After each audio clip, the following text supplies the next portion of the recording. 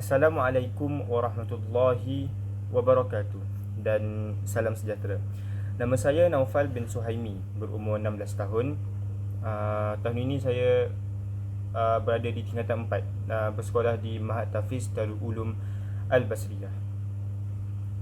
Jadi pada pagi yang mulia ini saya ingin berkongsi sedikit ilmu pengetahuan yang tak seberapa pun. Saya masih belajar. Jadi saya ingin berkongsi sedikit ilmu mengenai junjungan mulia Nabi Muhammad sallallahu alaihi wasallam. Saudara dan saudari, pada 12 Rabiul Awal tahun Gajah bersamaan dengan 20 April 571, satu peristiwa yang menjadi sejarah sehingga ke hari ini berlaku, iaitu lahirnya seorang kekasih Allah, seorang pemimpin yang telah ditakdirkan untuk memimpin sepanjang umat sehingga ke akhir zaman, iaitu lahirnya Nabi Muhammad sallallahu alaihi wasallam ke dunia. Jadi saya ingin menceritakan tentang adab dan juga akhlak Nabi Muhammad sallallahu alaihi wasallam sehingga ia dijunjung, dilantik sebagai Nabi dan juga Rasul.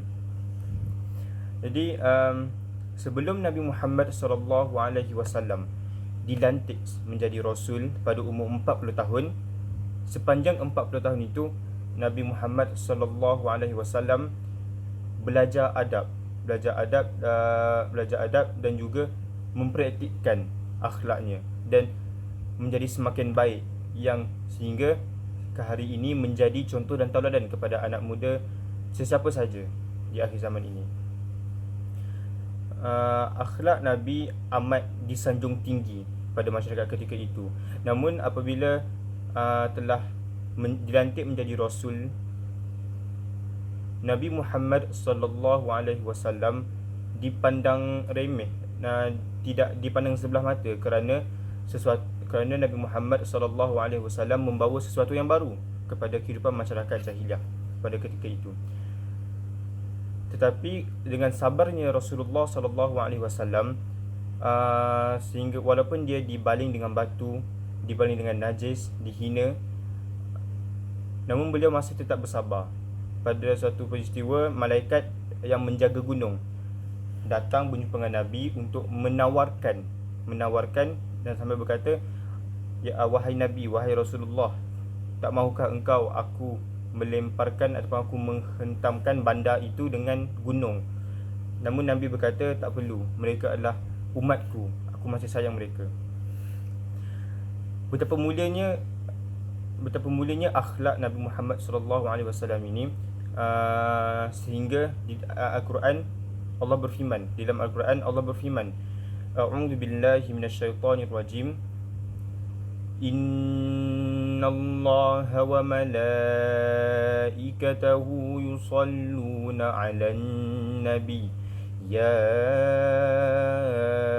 ayyuhalladzina amanu sallu 'alaihi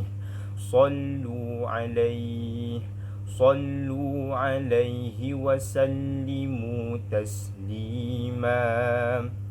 Yang bermaksud, sesungguhnya Allah dan juga malaikat berselawat ke atas Nabi.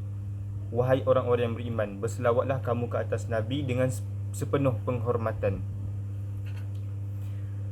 Dalam banyak-banyak ibadat yang kita diminta untuk buat, yang kita diwajibkan, dalam banyak ibadat selawat adalah satu-satunya ibadat yang Allah suruh kita buat, dan Allah pun melakukan ibadat itu.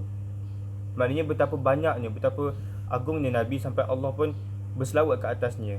Betapa sayangnya dan kasihnya Allah terhadap Nabi, sehingga kan ibadat selawat ini dipraktikkan oleh